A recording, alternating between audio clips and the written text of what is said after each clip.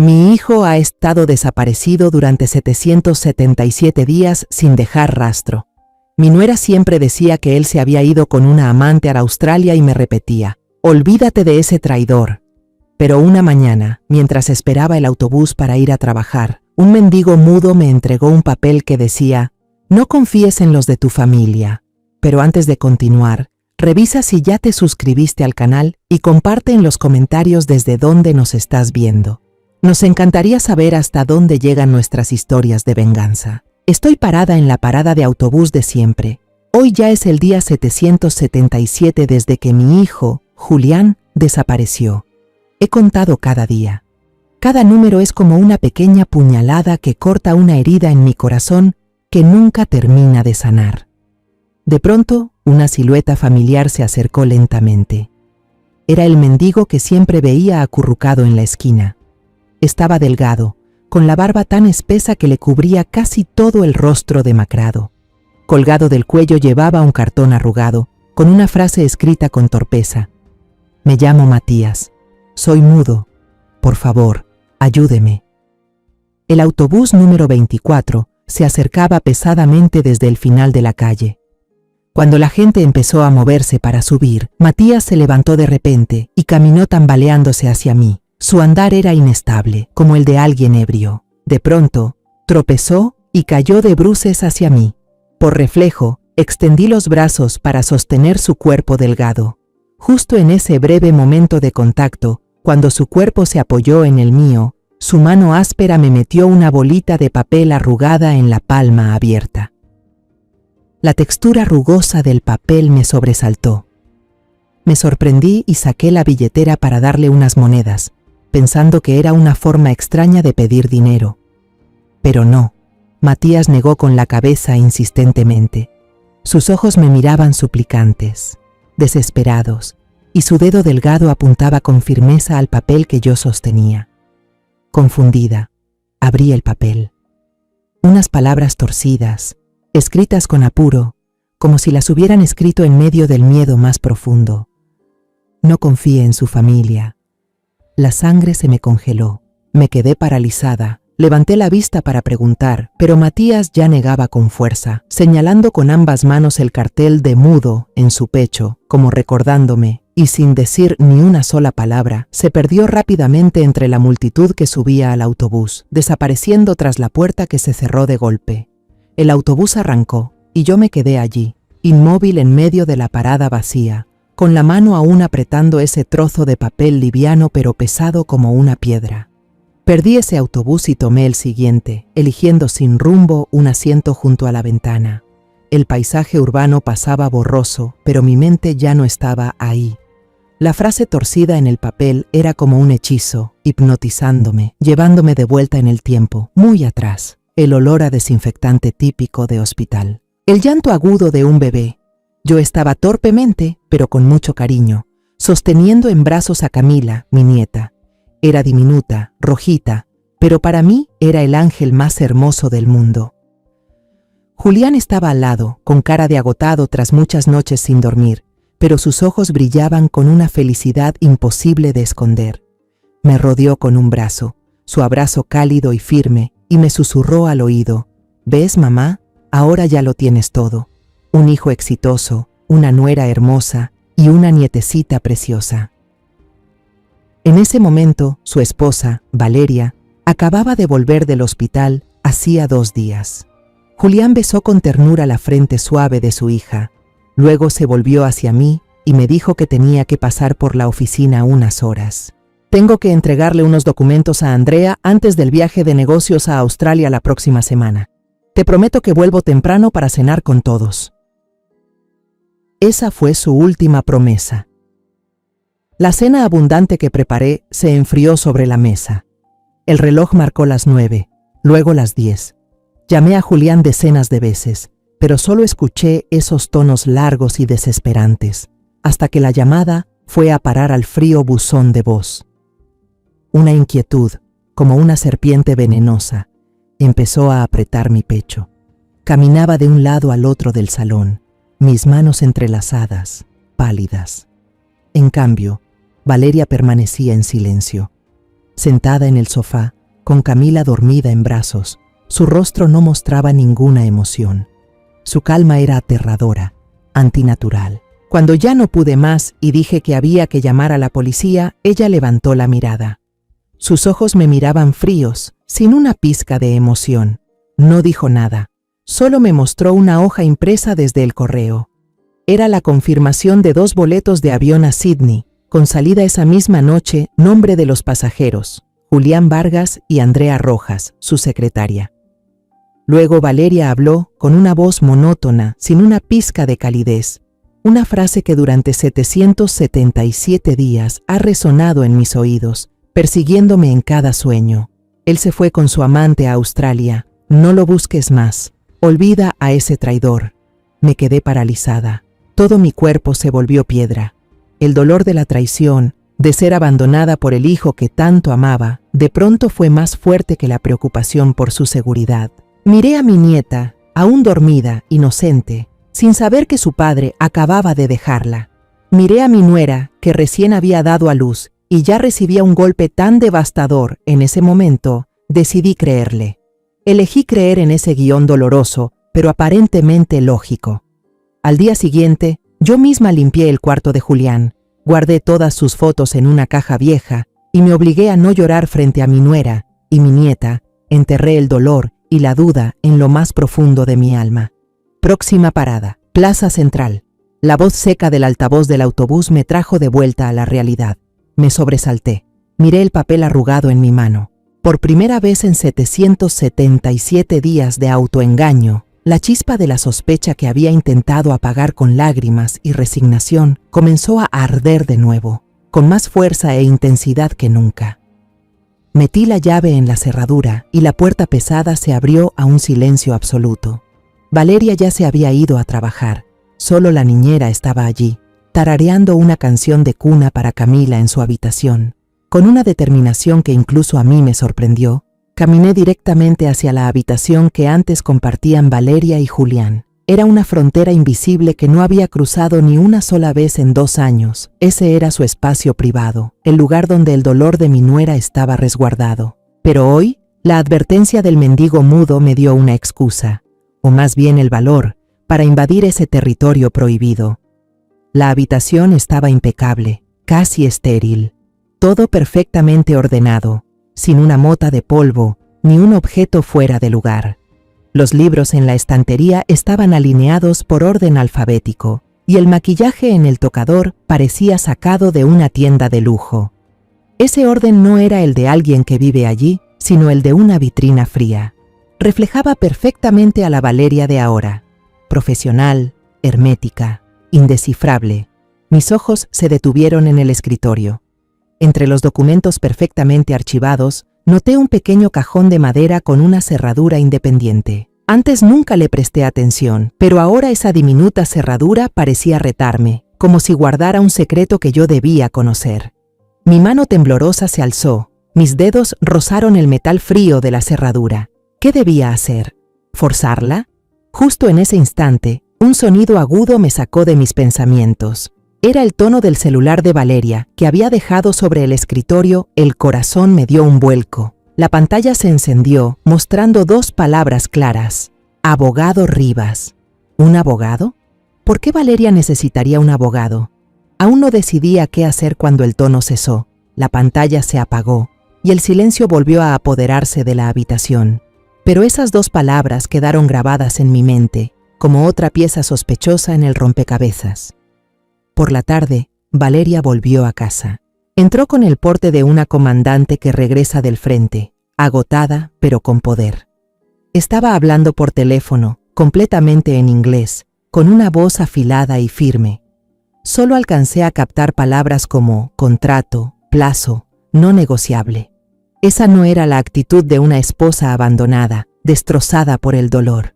Esta es una mujer que se levantó por sí sola, construyó una fortaleza sólida a su alrededor, una fortaleza que no deja que nadie mire dentro. Durante la cena, el ambiente era tan tenso que podía oír los latidos de mi propio corazón. Traté de actuar con normalidad, sirviéndole comida a Camila. Después de mucho debatirme internamente, Carraspeé y lancé una pregunta lo más casual posible.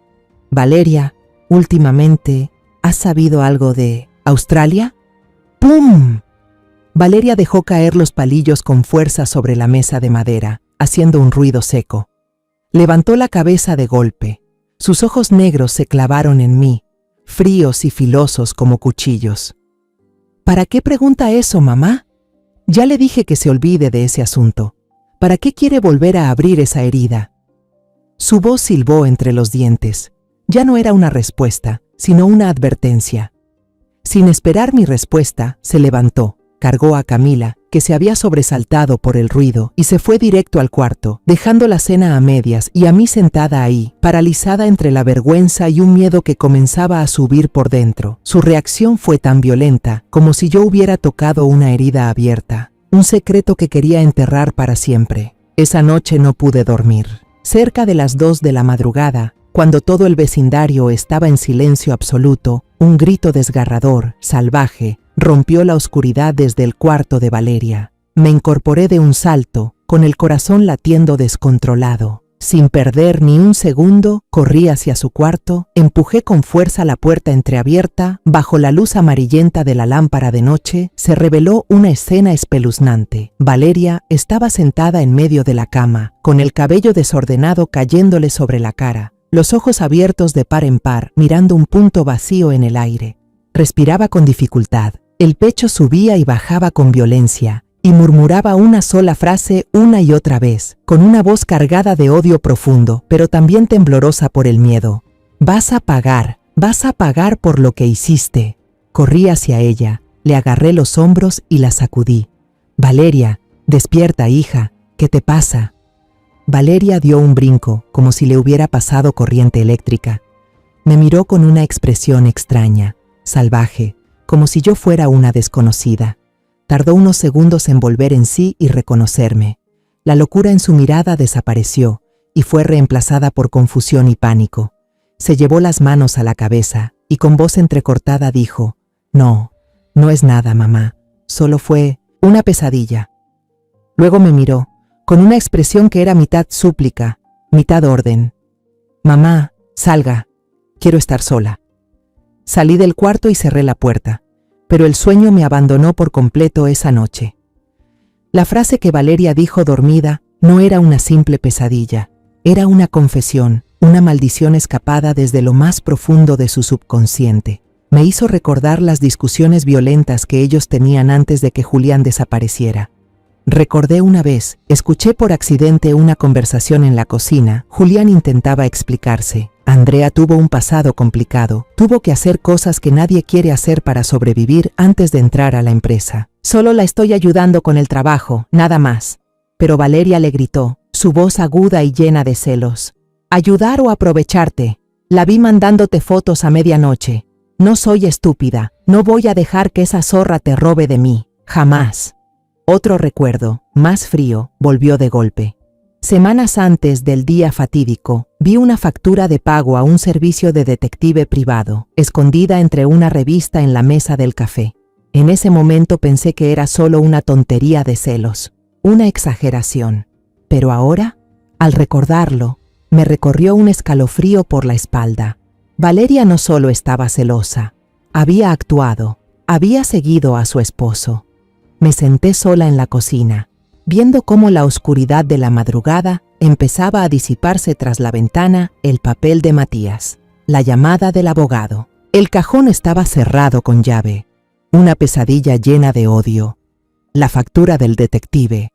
Todas esas piezas sueltas, antes sin sentido, de repente comenzaron a unirse, formando un cuadro borroso pero aterrador.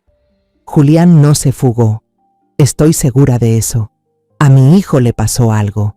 Algo horrible ocurrió aquí mismo, en esta ciudad. Y Valeria, mi nuera que parecía una víctima inocente, sabía más, mucho más de lo que había dicho. La chispa de la duda ahora se había convertido en un incendio voraz, consumiendo la poca fe que aún me quedaba. Tenía que encontrar a Matías a toda costa. Él era el comienzo, y quizás la única clave de la verdad que yo estaba buscando. En cuanto amaneció, volví a la parada de autobús. Me quedé ahí durante horas, esperando con desesperanza que apareciera como siempre. Desde la mañana hasta el mediodía me acerqué a hablar con la señora que vendía agua, con el joven de los boletos de lotería, pero solo obtuve encogidas de hombros indiferentes. ¿El mudo?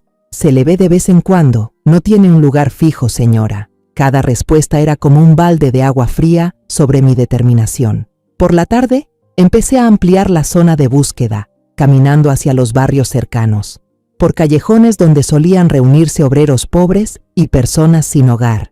Mis piernas estaban entumecidas, la garganta reseca, pero la imagen del papelito y la mirada suplicante de Matías no me dejaban parar. Finalmente, cuando el sol ya caía al oeste, una mujer amable que vendía verduras, al ver mi cara de angustia, me señaló hacia una iglesia vieja al final de la calle. «En las noches dan sopa gratuita ahí», me dijo. «Gente como él suele ir».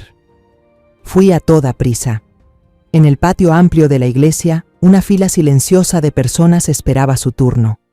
Entre las espaldas encorvadas por el peso de la vida, reconocí de inmediato la silueta delgada y familiar de Matías. Pero no estaba solo. A su lado iba un niño, flaquísimo, con ropa vieja pero limpia. Tenía los ojos grandes y brillantes y sostenía con cuidado un tazón de sopa caliente para su padre. Debía de ser su hijo. Al ver aquella escena, sentí una punzada en el pecho, mezcla de ternura y culpa. La advertencia de Matías no era un simple gesto de un desconocido, sino un acto arriesgado de un padre que intentaba proteger a su hijo. Contuve la emoción. Me acerqué a una fondita cercana y compré 2 cajas de comida caliente, bien servidas. Cuando me acerqué, Matías me reconoció de inmediato. Sus ojos mostraron primero sorpresa, luego una desconfianza intensa. El niño, por su parte, alzó la mirada y me observó sin parpadear, con una mezcla de curiosidad y temor en los ojos claros. No dije nada, solo puse con cuidado las 2 cajas de comida en sus manos y me senté en una banca cercana. Saqué de mi bolso un cuaderno y una pluma que ya había preparado. En la hoja en blanco escribí las primeras líneas. «Soy María Teresa. Gracias por la advertencia. Necesito su ayuda. La seguridad suya y de su hijo, se la garantizo yo». Matías leyó cada palabra con atención, luego levantó la vista hacia mí con el ceño fruncido. Seguí escribiendo, ofreciéndole la propuesta que había estado planeando todo el día. «Por favor, venga a trabajar a mi casa. Tengo un jardín trasero que necesita cuidados y muchas tareas pequeñas dentro del hogar. Yo me haré cargo de la comida y el alojamiento para usted y su hijo en el viejo cobertizo. Nadie los molestará». Dudó. Apretó con fuerza la mano del niño. Vi cómo el pequeño le tiraba suavemente de la manga, con la mirada suplicante. Pude entender su indecisión. ¿Qué temía? ¿A Valeria? Ese miedo debía de ser muy grande. Entonces, Matías tomó la pluma de mi mano. Le temblaban los dedos al escribir, pero las palabras eran claras.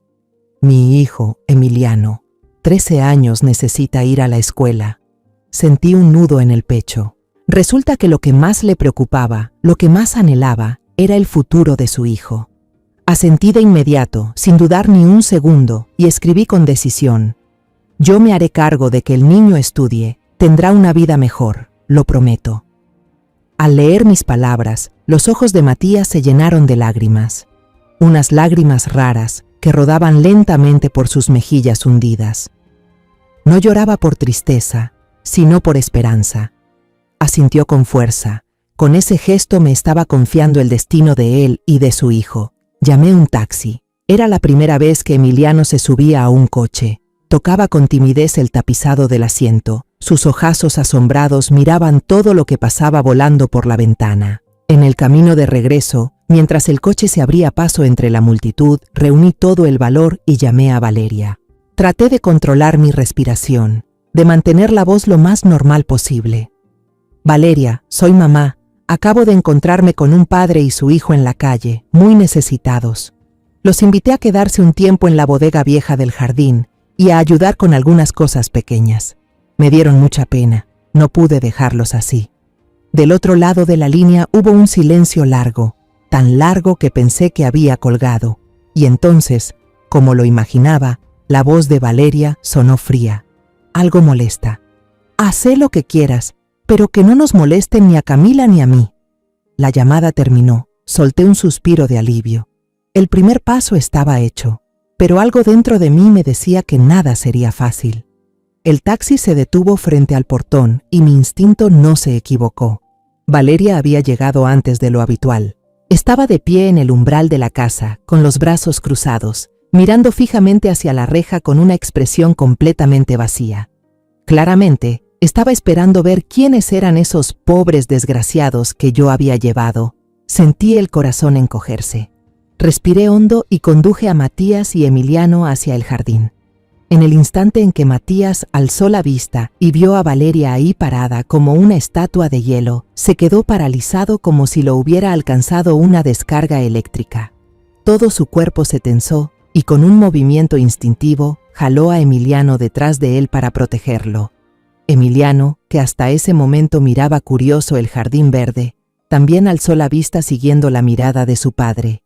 Al ver a Valeria, su carita cambió de inmediato. Abrió los ojos como platos, y un miedo primitivo, sin ningún intento de disimulo, se reflejó en su mirada. El niño retrocedió, se apretó contra su papá, temblando como una hoja azotada por el viento helado del invierno. Del lado de Valeria, la máscara fría y profesional que siempre llevaba se resquebrajó por un segundo. Y yo lo vi.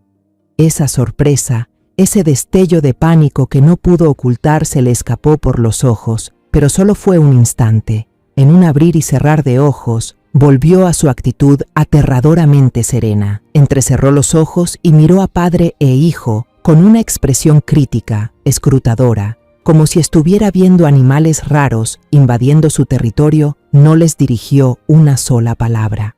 Se volvió hacia mí y con voz tensa, apretando cada palabra entre los dientes, dijo: ¿Dónde van a dormir? Mostrales el lugar y después entra a Camila, ya le toca su leche. Luego se dio media vuelta y entró a la casa, cerrando la puerta de un portazo. Ese portazo sonó como un disparo, marcando el final de un duelo silencioso. El ambiente en el jardín se volvió espeso por la tensión. Miré a Matías y Emiliano, que seguían pegados uno al otro, pálidos como el papel. Ahora ya no tenía dudas. Ellos no solo conocían a Valeria, le temían. Los 2 días siguientes pasaron en un silencio denso. Matías y Emiliano eran como 2 sombras mudas, moviéndose solo dentro de la bodega que yo había limpiado y acomodado para ellos. Se desplazaban con cuidado, trabajaban en silencio y desaparecían de inmediato cada vez que escuchaban los tacones de Valeria en el patio. Por su parte, Valeria actuaba como si no existieran. Pasaba junto a ellos sin mirar, como si fueran aire, con una frialdad imperturbable. La oportunidad que tanto había esperado finalmente llegó el sábado por la mañana. Durante el desayuno, Valeria anunció, con una voz monótona y sin emoción, que se llevaría a Camila a visitar a su abuela y que pasarían la noche allá. «Tengo que terminar un proyecto importante para el fin de semana», dijo, sin apartar la vista de la pantalla de la laptop. «Necesito un espacio verdaderamente tranquilo». Yo solo asentí, tratando de ocultar el alivio que comenzaba a llenarme por dentro. Me quedé en la puerta, mirando cómo su auto se alejaba, hasta que el sonido del motor se fue apagando al final de la calle. El silencio envolvió la casa, pero era un silencio distinto, un silencio de liberación. Sin perder un segundo, preparé una tetera de té de manzanilla bien caliente, la puse en una bandeja junto con unos pastelitos caseros y me fui directo al cobertizo del jardín. Matías y Emiliano estaban sentados afuera, en una vieja silla de madera. Al verme llegar, parecieron sobresaltarse un poco. Puse la bandeja sobre la mesita, sonreí con la mayor ternura posible. No tenía prisa, no iba al grano de inmediato. Me senté, serví té para los 3 y luego me volví hacia Emiliano. «Emiliano», comencé, «mañana voy a hacer el trámite para inscribirte en la escuela. ¿Cuál es tu materia favorita?» Al principio el niño estaba tímido, apenas murmuraba al responder. Pero cuando empecé a preguntarle sobre los libros que le gustaban, sobre videojuegos, sus ojos empezaron a brillar. La desconfianza fue desapareciendo poco a poco, dando paso a la inocencia propia de sus 13 años. Comenzó a contarme su sueño de convertirse en ingeniero en informática, Yo lo escuchaba, asentía, y sentía cómo el muro de hielo entre nosotros comenzaba a derretirse. Matías, sentado al lado, observaba en silencio. No dijo nada, pero su mirada lo decía todo. Miró a su hijo, luego me miró a mí. En sus ojos había gratitud y una confianza que acababa de encenderse. Después de un rato, cuando la charla con Emiliano hizo una pausa, fue él quien actuó. Le dio una palmada suave en el hombro a su hijo, una mezcla de aliento y permiso. Luego me miró fijamente, con ojos suplicantes, como queriendo decir: «Usted es nuestra esperanza, déjelo hablar». Yo entendí. El corazón me latía con fuerza. Me giré hacia Emiliano, con la voz más suave y dulce que pude para no asustarlo. «Emiliano, sé que esto es muy difícil, no voy a obligarte, pero ¿podrías contarme por qué tú y tu papá le tienen tanto miedo a Valeria? ¿Qué fue lo que realmente pasó el día que el tío Julián desapareció?» El ambiente se congeló. El viento dejó de soplar, los pájaros dejaron de cantar. Emiliano inhaló profundo, sus hombros delgados temblaban. Miró a su padre, recibió un leve asentimiento, y entonces me miró a mí. Su voz temblaba, pero empezó a contar una historia que había estado enterrada por 777 días. «Mi papá y yo», empezó el niño, «hemos estado sentados en la esquina frente al edificio de oficinas del tío Julián por 3 años, así que conocemos casi todas las caras de por ahí. El tío Julián era muy buena persona, a veces hasta nos compraba comida. También conocemos a Valeria y a la secretaria que se llama Andrea. Me contó sobre las veces que Valeria fue a hacer escándalos a la oficina. La memoria de un niño es increíble. Repitió casi palabra por palabra los insultos venenosos que Valeria gritó en el lobby del edificio, dirigidos a Andrea. «Mujeres como tú solo saben vivir colgadas de los hombres, ni sueñes con robarme a mi marido». También habló de las veces en que Julián, con vergüenza, tenía que sacar a su esposa a rastras, tratando de explicarle algo sin éxito, con su cara amable llena de angustia. «Lo recuerdo muy bien ese día», continuó Emiliano, con la voz cada vez más baja, «porque estaba lloviznando.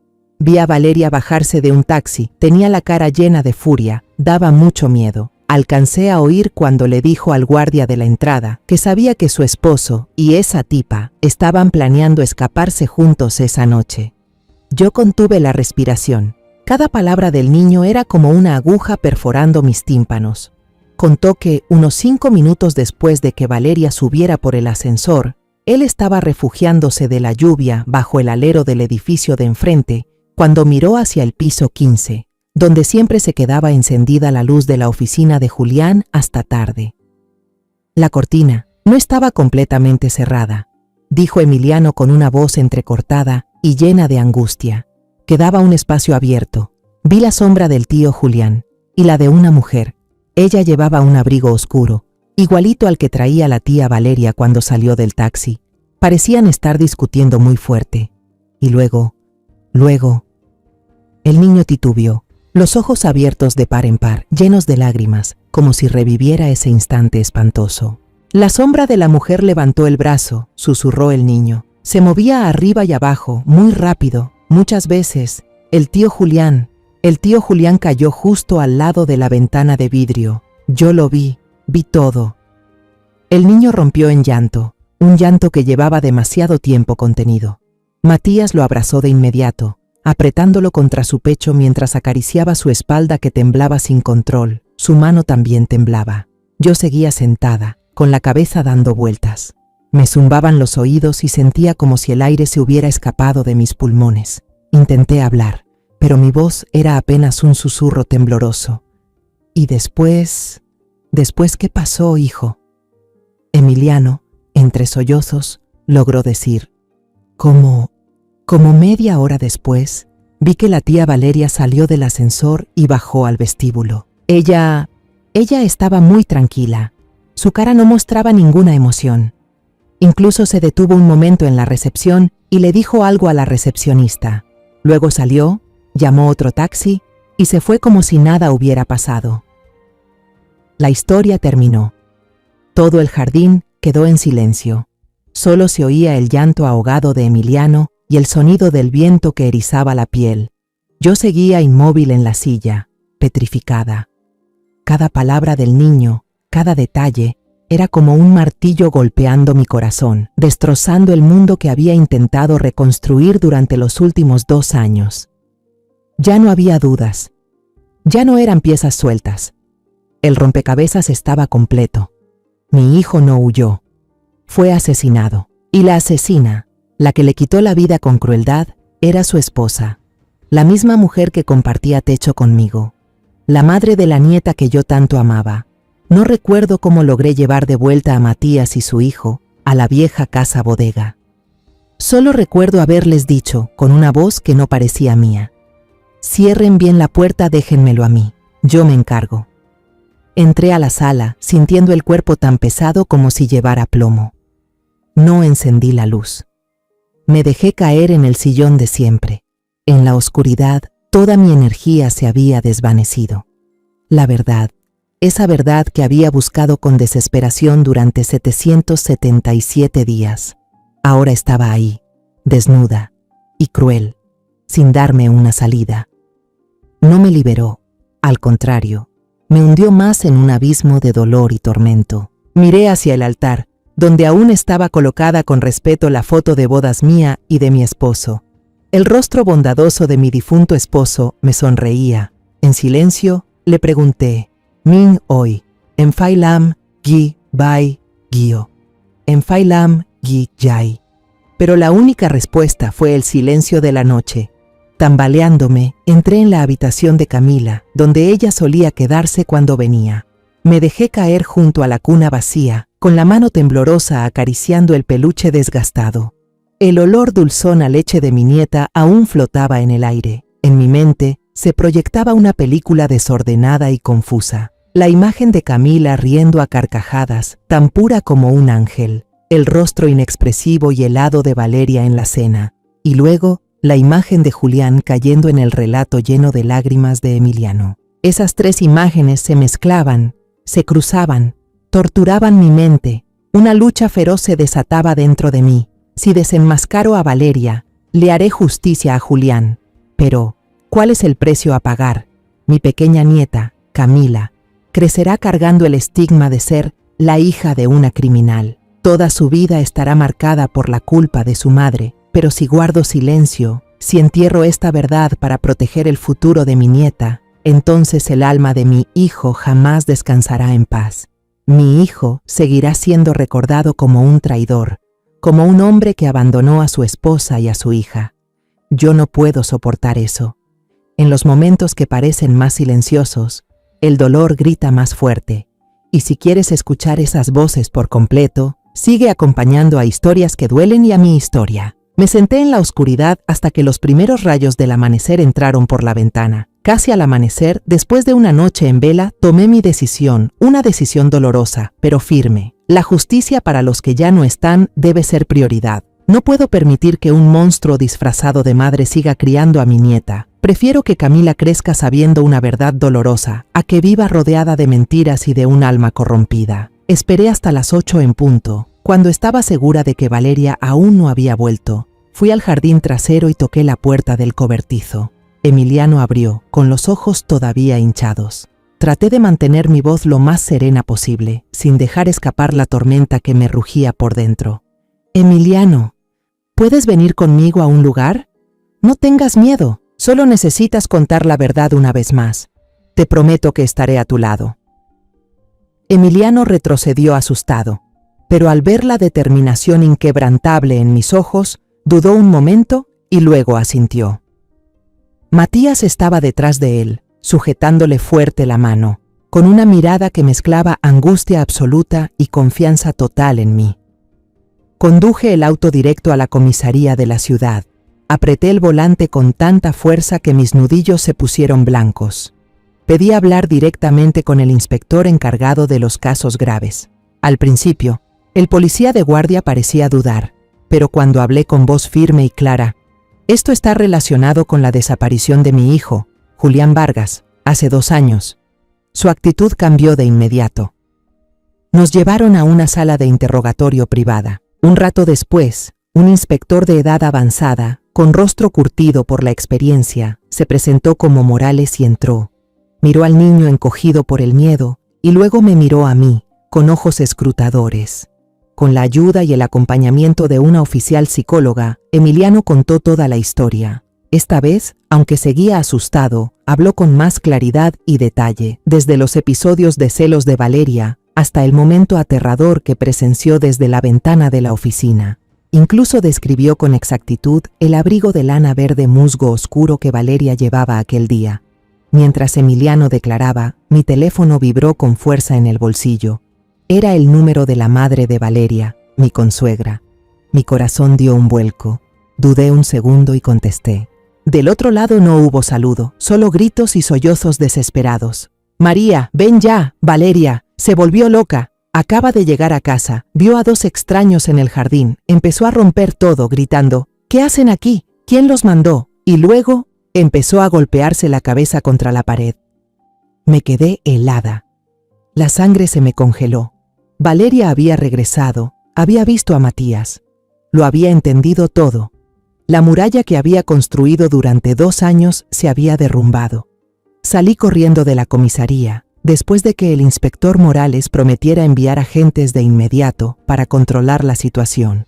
Conduje de regreso a casa, con la mente en blanco, solo con los gritos de mi consuegra y la imagen delirante de Valeria repitiéndose una y otra vez. La escena que encontré al llegar fue espeluznante.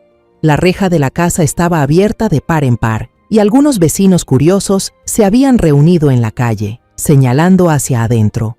Matías y Emiliano estaban acurrucados en una esquina del patio, pálidos del miedo. Dentro de la casa todo estaba hecho un desastre. El jarrón antiguo estaba hecho trizas. El sofá había sido rajado por completo. Los cuadros en la pared habían sido arrancados y hechos pedazos en el suelo. En medio de ese caos, 2 paramédicos corpulentos sujetaban a Valeria con fuerza. Ya no tenía ese aire frío y arrogante de siempre. Su cabello estaba desordenado, la ropa mal puesta, los ojos desorbitados, y gritaba frases sin sentido. Al verme entrar, empezó a forcejear con más violencia. Me señaló con el dedo y gritó con una voz desquiciada y llena de odio. ¡Fuiste tú! ¡Todo esto es culpa tuya! ¡Fuiste tú quien los trajo de vuelta! Le aplicaron un sedante y la subieron a la ambulancia rumbo al hospital psiquiátrico. Los doctores dijeron que estaba bajo un episodio de agitación extrema, con signos de trastorno psicótico agudo. Justo después de que la ambulancia se alejó con la sirena encendida, la madre de Valeria llegó con Camila. Me miró con una mezcla de enojo y resignación. Puso a Camila, que todavía estaba confundida sin entender lo que pasaba, en mis brazos y me dijo con voz cansada, «Yo ya no puedo con ella, quédesela usted». Aquella noche recibí los papeles temporales de custodia de mi nieta. La abracé, dormida profundamente entre mis brazos, sentada en medio de una casa destrozada y fría. La tormenta había llegado de verdad y se había llevado todo a su paso, dejando solo cenizas y un futuro incierto. A la mañana siguiente, nuestra casa fue acordonada con cintas amarillas de la policía. Un equipo forense con trajes blancos entró, y el lugar que antes llamaba hogar se convirtió en una escena de crimen helada. Revisaron cada rincón con detalle, levantaron alfombras, iluminaron cada grieta. Se enfocaron especialmente en el cuarto de Valeria y el antiguo despacho de Julián. Yo solo podía mirar desde lejos, sintiéndome una extraña en mi propia casa, mientras empacaban la computadora, teléfonos, diarios y cajas llenas de documentos de trabajo de Valeria en cajas selladas. Luego me llevaron a la estación para tomar una declaración oficial. Sentada en una sala gris de interrogatorio, relaté todo de forma casi automática. La tensión creciente entre Julián y Valeria, la existencia de la secretaria Andrea, la pesadilla, la factura del detective. Cada palabra que decía era como abrir una herida, exponiendo las tragedias íntimas de mi familia. Ante extraños, Emiliano también fue llevado a declarar nuevamente, esta vez con la presencia de un abogado y un psicólogo infantil. El niño dibujó el plano de la casa y su posición con una precisión asombrosa. Vi en sus ojos jóvenes una determinación firme, una necesidad de hacer justicia por su tío Julián Bueno. Los primeros días pasaron con una esperanza frágil. Yo creía que con el testimonio del pequeño testigo, la policía descubriría la verdad pronto. Unos días después, el inspector Morales me llamó a su oficina para darme novedades. Fui con el corazón acelerado, esperando un gran avance. Pero al ver la expresión incómoda en su rostro, supe que no sería fácil. Señora María, comenzó, con un tono comprensivo pero profesional. Creemos en el testimonio del niño Emiliano. Su relato encaja perfectamente con las contradicciones que usted nos contó. El motivo de Valeria es claro, pero tenemos un problema legal muy serio.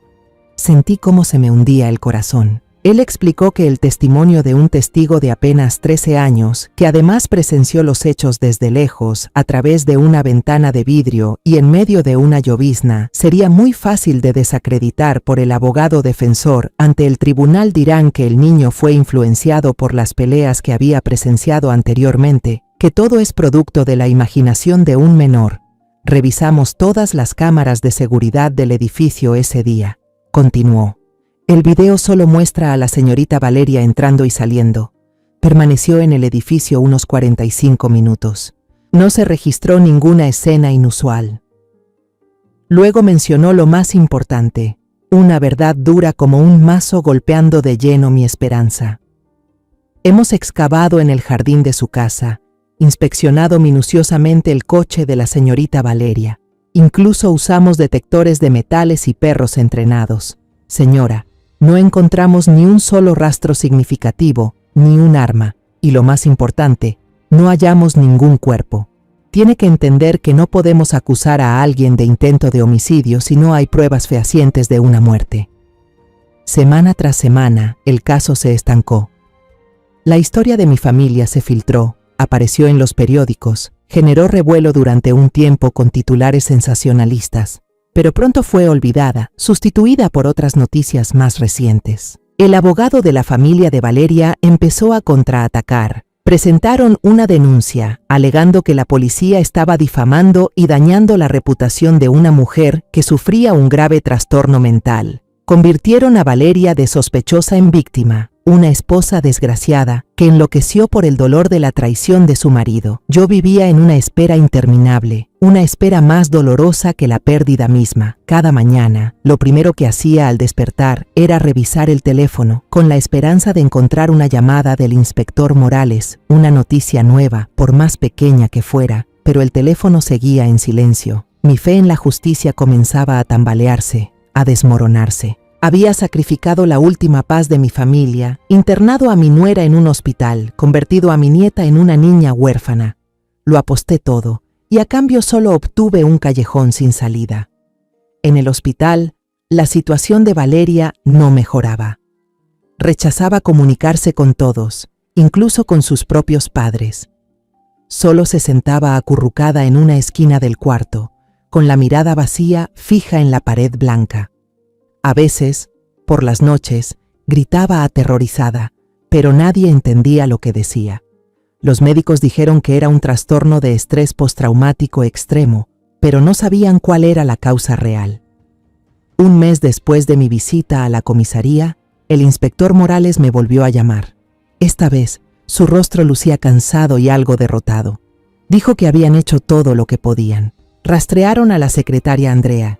La última información confirmaba que había abordado un vuelo hacia Sydney según el itinerario previsto, ingresado legalmente al país y luego desaparecido sin dejar rastro en Australia.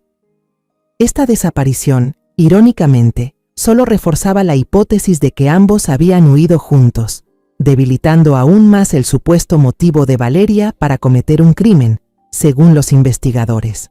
Finalmente, me comunicó una decisión que yo ya presentía. Señora María, lo lamentamos mucho. Debido a la falta de pruebas concluyentes, tendremos que suspender temporalmente la investigación activa de este caso.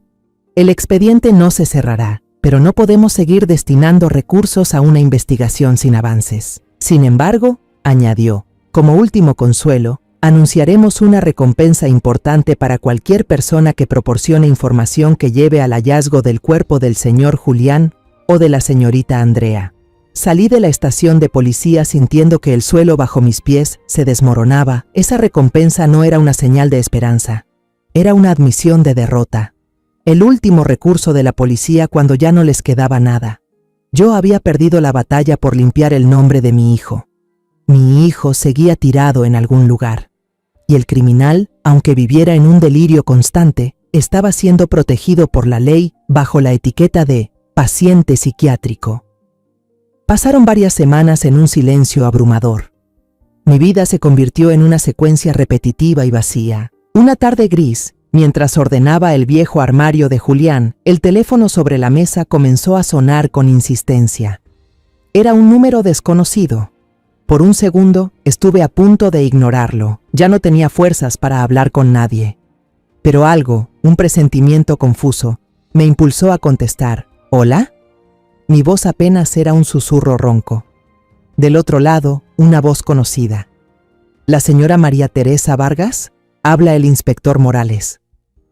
Me estremecí, pero esta vez su voz no sonaba cansada ni condescendiente. Al contrario, había en ella urgencia y una emoción imposible de ocultar.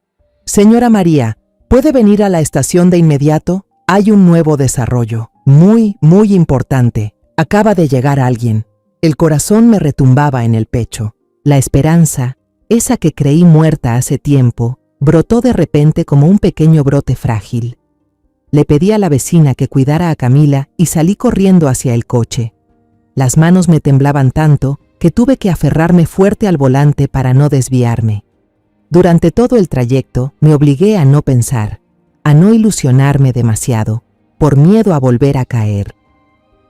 En la estación, el inspector Morales ya me esperaba en el vestíbulo. En lugar de llevarme a la sala de interrogatorios de siempre, me guió a una sala de reuniones. Allí ya estaba sentado un joven delgado, con gafas gruesas, que parecía nervioso y algo incómodo. Se puso de pie en cuanto entré. Señora, él es Leo, me presentó el inspector. Trajo algo que llevábamos mucho tiempo buscando. El joven se presentó como programador. Comenzó a relatar su historia con voz temblorosa, pero clara. 2 años atrás, cuando aún era estudiante de último año, vivía en el edificio justo enfrente de la empresa de Julián. Estaba desarrollando un proyecto complejo sobre tecnología de reconocimiento de movimiento y había programado una pequeña cámara de seguridad en el balcón de su departamento para grabar automáticamente todo lo que sucedía en las ventanas del edificio de enfrente y guardarlo en un disco duro externo. El objetivo era solo recopilar datos para su algoritmo. Explicó. Después de entregar mi proyecto y graduarme, tiré ese disco duro en una caja con libros y me olvidé de su existencia. La semana pasada, al empacar mis cosas para mudarme, pensé en vender algunos discos duros viejos al fierro viejo. Lo conecté a la computadora con la idea de borrar todo por seguridad, cuando de pronto vi en internet la noticia sobre la gran recompensa que ofrecía la policía por el caso de su hijo. La curiosidad me ganó, continuó Leo, y usé un software para buscar archivos del día mencionado según la fecha del artículo. Y lo encontré, un video de casi 1 hora de duración. El inspector Morales hizo una señal a un técnico. Apagaron las luces de la sala. En la gran pantalla de la pared apareció la grabación de la cámara de Leo. La calidad del video no era perfecta, algo borrosa por la lluvia y el ángulo inclinado desde arriba, pero lo suficiente para ver dentro de la oficina iluminada de Julián a través de una gran ventana. La sala contuvo la respiración. Vi a mi hijo, Julián, de pie, hablando con una mujer. Ella estaba de espaldas a la cámara, vestía un abrigo oscuro. El corazón se me encogió. Me preparé para ver a Valeria, para enfrentar la verdad más dolorosa. Parecía que discutían con intensidad. De repente, la mujer se lanzó a abrazarlo. Julián se mostró sorprendido, pero con suavidad y firmeza la apartó, manteniendo cierta distancia. Y entonces, en un instante inesperado, ella retrocedió un paso y su rostro quedó frente a la cámara. En él se dibujaban la furia, la decepción y una locura evidente. Dios mío, no era Valeria, era Andrea, la secretaria. Antes de que pudiera reaccionar, antes de que mi cerebro procesara esa información tan impactante, Andrea sacó algo brillante de su bolso, un cuchillo. Se lanzó sobre Julián como una bestia acorralada y fuera de sí. ¡No!, grité con todas mis fuerzas, tapándome la boca con ambas manos para contener el sollozo que amenazaba con salir.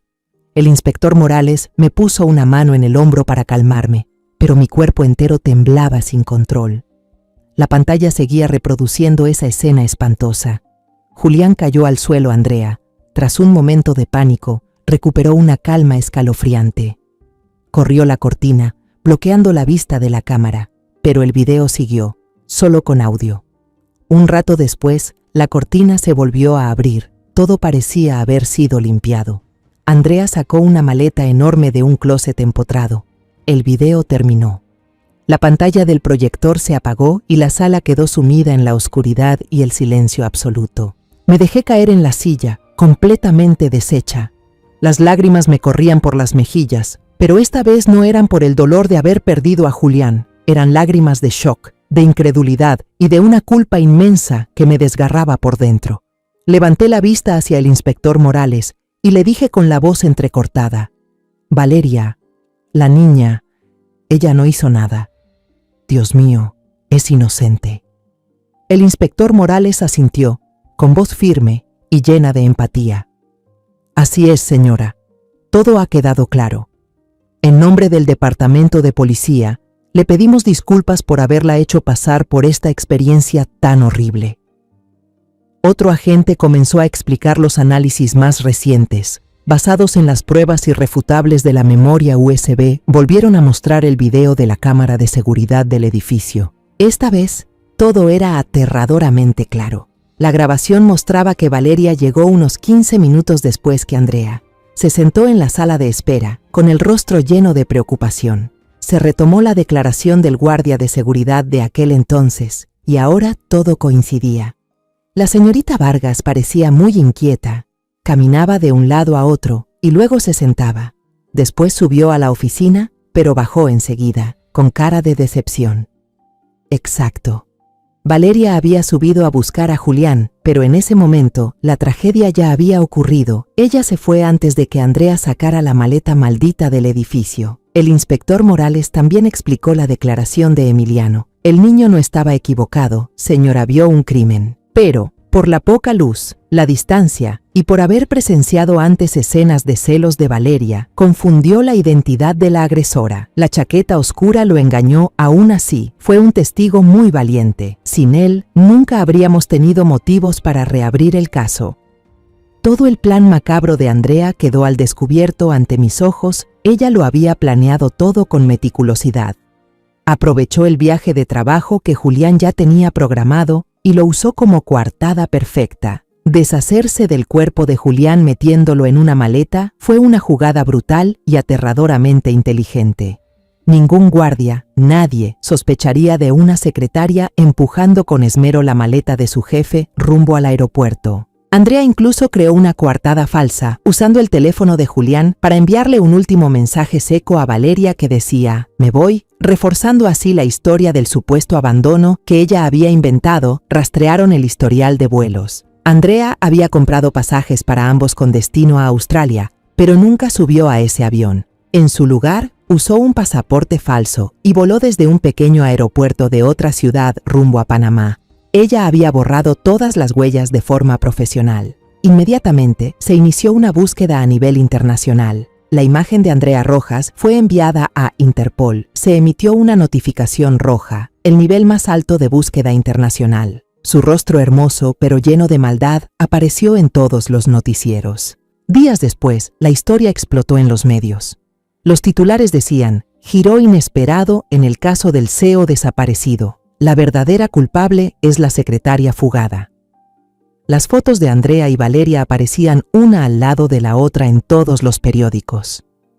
Mi familia, que antes era vista como la de la sospechosa, de repente se convirtió en la víctima de una tragedia dolorosa y complicada. Los susurros y las miradas sospechosas de los vecinos ahora se habían convertido en miradas de compasión, pero eso no me hacía sentir mejor. Durante esos días de espera angustiante, vivía atormentada por el remordimiento. El dolor de perder a mi hijo se mezclaba con la culpa de haber acusado injustamente a mi nuera. ¿Qué he hecho? Fui yo, con mis dudas, quien la empujó al hospital, quien le arrebató los últimos días de su inocencia. Fui al hospital psiquiátrico a visitar a Valeria. Ella seguía allí, sentada en la silla junto a la ventana, ajena al mundo. Su cabello estaba corto, la bata de paciente le quedaba enorme, haciendo que se viera aún más frágil. Me senté en la silla a su lado, temblando al tomar su mano helada. Por primera vez, le conté todo, aunque no sabía si me escuchaba o si entendía. Valeria, soy yo, tu suegra. Comencé con la voz entrecortada. Yo, lo siento, me equivoqué, hija. Julián no te traicionó. Nunca lo hizo. Tú también eres inocente. Fui yo la que se equivocó al desconfiar de ti. Perdóname, por favor. Lloré, y las lágrimas del arrepentimiento cayeron sobre sus manos frías. También tuve una larga charla con Emiliano. Lo abracé y le dije que él era el verdadero héroe de esta historia. Si no fuera por tu valentía, Emiliano, este caso habría quedado cerrado para siempre. El tío Julián habría sido recordado como un traidor. No tienes ninguna culpa, hijo. Tú fuiste quien trajo la verdad a la luz. Pasaron 6 largos meses. La vida poco a poco encontró un nuevo ritmo, una especie de paz falsa, mientras esperábamos noticias de la policía. Camila ya se había acostumbrado a vivir conmigo y Emiliano el niño se mostraba más alegre, con el porte de un hermano mayor que siempre protegía a su hermanita. Hasta que una mañana, mientras leía cuentos con Camila en el jardín, sonó el teléfono. Era el inspector Morales. Mi corazón volvió a latir con fuerza. Señora María. Su voz al otro lado de la línea sonaba satisfecha y aliviada. La atrapamos. La policía de Panamá, con apoyo de Interpol, arrestó a Andrea Rojas en un pequeño pueblo cerca de la frontera con Colombia. Vivía con una identidad falsa, trabajando en un bar. La red se cerró. Andrea fue extraditada al país en medio de una nube de periodistas. Su imagen bajando del avión de la policía, esposada, apareció en todos los noticieros. Se veía delgada, demacrada, con el cabello corto y mal cortado, los ojos vacíos mirando a la cámara sin ninguna emoción. Ya no era esa mujer segura y astuta, con la sonrisa profesional que solía verse en las fotos con los empleados de la empresa. El tiempo y la culpa lo habían devorado todo, dejando solo un cascarón vacío. En el primer interrogatorio, al enfrentarse con el video irrefutable de la memoria USB de Leo, el último muro de defensa de Andrea se vino abajo, ya no negó más. No volvió a mentir ni a dar rodeos. Ella confesó todos sus actos con una tranquilidad escalofriante. Lo primero que el inspector Morales le pidió fue la ubicación del cuerpo de mi hijo. Con una voz monótona, sin mostrar emoción alguna, Andrea dibujó un mapa burdo en una hoja de papel, señalando un terreno baldío cerca del río, donde la gente suele tirar escombros de construcción. Enterré la maleta ahí, debajo de un montón de ladrillos rotos, dijo, como si estuviera dando indicaciones para llegar a un lugar cualquiera. El inspector Morales me llamó por teléfono para informarme y preguntarme si quería ir al lugar. Rechacé la propuesta de inmediato. No quería ver a mi hijo en esas condiciones. No quería que la última imagen de Julián fuera una escena tan desgarradora. Esa tarde no me moví de casa. Abracé con fuerza a Camila y recé en silencio. Matías y Emiliano también se sentaron a mi lado en completo silencio, sin separarse de mí ni un momento. Su presencia fue un consuelo silencioso por el que me sentí profundamente agradecida. Al caer la noche, el inspector Morales volvió a llamar. Su voz se tornó grave, con una mezcla de alivio y profundo pesar. Lo encontramos, señora. Le damos nuestras más sinceras condolencias. Al día siguiente, enfrenté el momento más doloroso en la vida de una madre. Fui al depósito de cadáveres para realizar el reconocimiento. Aunque ya me había mentalizado, cuando el forense levantó lentamente la sábana blanca, mis piernas se rindieron. El tiempo y la tierra habían destruido muchas cosas, pero aún así reconocí a mi hijo. Lo reconocí por el anillo de bodas de platino que nunca se quitaba. Era el anillo que Valeria le puso el día de su boda, símbolo de un amor que él protegió con su propia vida. Lloré hasta quedarme sin lágrimas. Lloré por los 777 días en que mi hijo yació solo bajo la tierra fría. Lloré porque al fin se le había devuelto su inocencia. Unos meses después, se llevó a cabo el juicio de Andrea. Estuve sentada en la primera fila, la destinada a la familia de la víctima. Quería mirar de frente a la mujer que destruyó a mi familia. Quería oír de su propia boca toda la verdad. El fiscal presentó en detalle todo el proceso del crimen, desde la preparación del arma, el plan meticuloso para deshacerse del cuerpo, hasta la manera cruel en que creó una coartada falsa para culpar a otra persona. La sala del tribunal quedó en completo silencio. Al ser interrogada sobre su motivación, Andrea comenzó a declarar. Su voz ya no era indiferente, ahora rebosaba de amargura y odio. Contó sobre su pasado difícil, sobre los trabajos poco dignos que tuvo que hacer para sobrevivir. Julián fue el primero en darle una oportunidad real. La trató con respeto y amabilidad, algo que nunca antes había experimentado. Esa amabilidad, lamentablemente, ella la confundió con amor. En ella surgió un sentimiento ciego, una necesidad enfermiza de posesión. Confesó que enviaba intencionalmente mensajes y fotos ambiguas al teléfono de Julián, buscando la forma de que Valeria los viera por casualidad. Su objetivo era separarlos. Deseaba que Valeria, con su carácter celoso, no soportara más la situación y lo dejara. Entonces, ella tendría su oportunidad. Andrea relató que en aquel día fatídico, sabía que Julián se iría de viaje por trabajo. Era su última oportunidad. Llegó temprano a la oficina, una última vez, para confesarle sus sentimientos. Para apostar todo le dijo a Julián: si me dices una sola palabra, lo dejo todo y me voy contigo. Empezaremos una nueva vida. Julián, mi hijo, la rechazó de manera clara y firme. Según el testimonio de Andrea, mi hijo le dijo: Andrea, lo siento mucho. Solo te veo como una colega, como una hermana menor. Amo a mi esposa y a mi hija más que a nada en este mundo. Por favor, no vuelvas a meterte en mi familia. Esa frase, una frase llena de responsabilidad y amor de un esposo, de un padre, fue precisamente la gota que derramó el vaso. El rechazo rotundo convirtió el amor ciego de Andrea en un odio desquiciado. Si yo no puedo tenerlo, gritó ella en el tribunal, con los ojos desorbitados, entonces nadie podrá, ni siquiera su esposa. El mazo del juez golpeó con un sonido seco, firme, dictando la sentencia más justa para el crimen de Andrea. El resto de su vida terminará tras los barrotes de una prisión. El caso se cerró oficialmente. La justicia, aunque tardía, finalmente se cumplió. Pero eso no podía devolverme a mi hijo. Salí del tribunal y levanté la mirada hacia el cielo azul.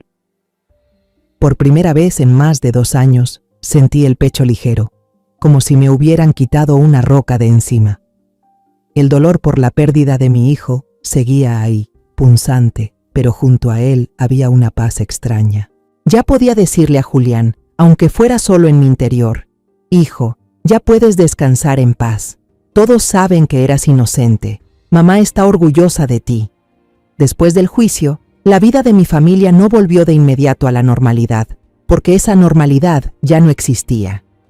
En cambio, empezamos a construir una nueva normalidad sobre los escombros. El jardín detrás de la casa, donde una vez fueron testigos de enfrentamientos silenciosos, volvió a florecer. Bajo las manos dedicadas de Matías, los rosales comenzaron a echar flores, y la enredadera de flor de yuca volvió a perfumar las noches. El jardín se convirtió en un símbolo del renacer de mi familia. Después de pensarlo con cuidado y con el consentimiento de Matías, hice los trámites para adoptar oficialmente a Emiliano como nieto. Ese niño merecía tener una familia, un futuro brillante.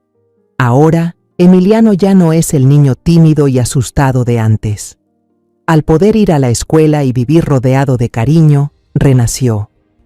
Es un estudiante excelente, sobre todo en las materias científicas, y se convirtió en un verdadero hermano mayor, siempre cuidando y protegiendo a Camila. Cada tarde, suelo sentarme en el columpio del porche, viendo a los 2 niños jugar y correr por el césped. Sus risas claras, los gritos de «Emiliano, espérame» y Camila, cuidado que te caes. Se mezclan y se convierten en el sonido más hermoso del mundo. Esa risa es como un bálsamo que sana mi alma, llenando los vacíos inmensos que dejó la tragedia. Ellos son el futuro, la esperanza, la razón por la que sigo adelante. Que la verdad saliera a la luz también tuvo un impacto positivo en el tratamiento de Valeria.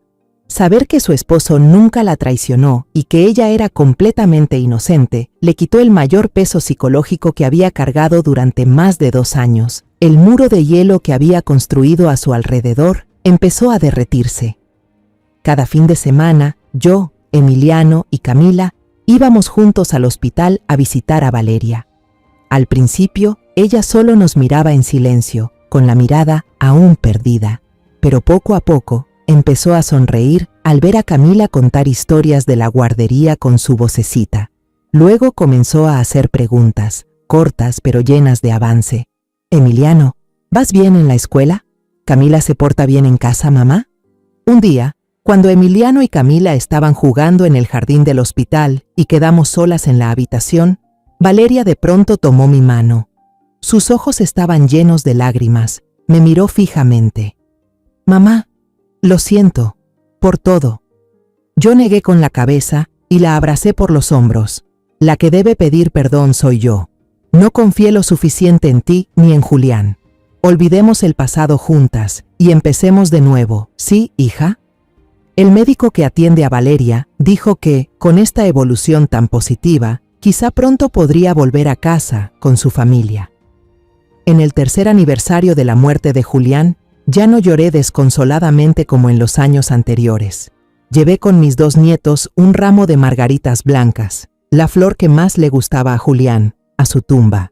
La lápida, ahora cubierta de hierba verde, descansaba tranquila bajo un flamboyán. Emiliano limpió cuidadosamente la piedra con un pañuelo, donde estaba grabado el nombre y la sonrisa radiante de mi hijo Camila, que ya estaba más grande y entendía mejor las cosas. Colocó sobre la tumba un dibujo torpe que ella misma había hecho.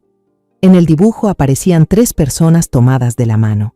Una anciana de cabello blanco, un niño alto y una niña pequeña. La niña se inclinó y susurró a la fría lápida: «Papá, él es Emiliano y ella es mi abuela. Te extrañamos mucho». Yo me quedé ahí, mirando al cielo azul. El dolor de haber perdido a un hijo nunca desaparecerá. Ya es parte de mí, un vacío imposible de llenar. Pero ahora, junto a ese dolor, también hay amor, esperanza y responsabilidad. La responsabilidad de criar a esos 2 niños con valores. La responsabilidad de seguir viviendo una vida con propósito. Tomé la mano de cada uno de mis nietos, uno a la izquierda, uno a la derecha. Vámonos a casa, mis amores. Esta tarde, la abuela va a preparar el flan de caramelo que más le gustaba a su papá Julián. De regreso, la luz dorada del atardecer envolvía suavemente nuestras 3 siluetas, una mayor y 2 pequeñas, caminando juntas. La tragedia quedó atrás, dejando cicatrices imborrables. Pero la vida, aunque ya no sea perfecta, sigue. Y nosotros, los que seguimos aquí, viviremos por Julián, de una manera plena, con sentido y en paz. Hay verdades que no salen a la luz, que solo se revelan en las sombras más profundas de la duda, el dolor y el remordimiento. Yo he vivido con el dolor de perder a un hijo, con la sospecha que me consumía por dentro, y finalmente, con el arrepentimiento de haber acusado a un inocente. Pero ese mismo camino me enseñó que la justicia no siempre llega a tiempo, pero si uno es lo suficientemente paciente y valiente para llegar hasta el final, la verdad no quedará enterrada para siempre. Pagué un precio muy alto por haber confiado en la persona equivocada, pero también aprendí a levantarme, a enfrentar mis errores y a enmendarlos con acciones. Ser madre no solo es amar a un hijo en vida, sino también defender su honor y su verdad incluso después de su partida. Y ser humano, a veces, no significa elegir lo perfecto, sino lo más correcto dentro del dolor. Yo elegí la verdad, yo elegí la justicia. Aunque me cueste el resto de mi vida, no me arrepiento.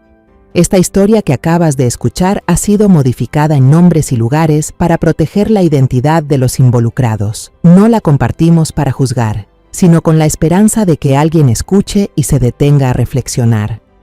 ¿Cuántas madres están sufriendo en silencio dentro de su propio hogar? De verdad me pregunto, Si tú estuvieras en mi lugar, ¿qué harías? ¿Callarías para no causar problemas o te atreverías a enfrentarlo todo para recuperar tu voz? Me encantaría conocer tu opinión sobre esta historia de historias que duelen, o cualquier sugerencia para que podamos mejorar nuestro contenido.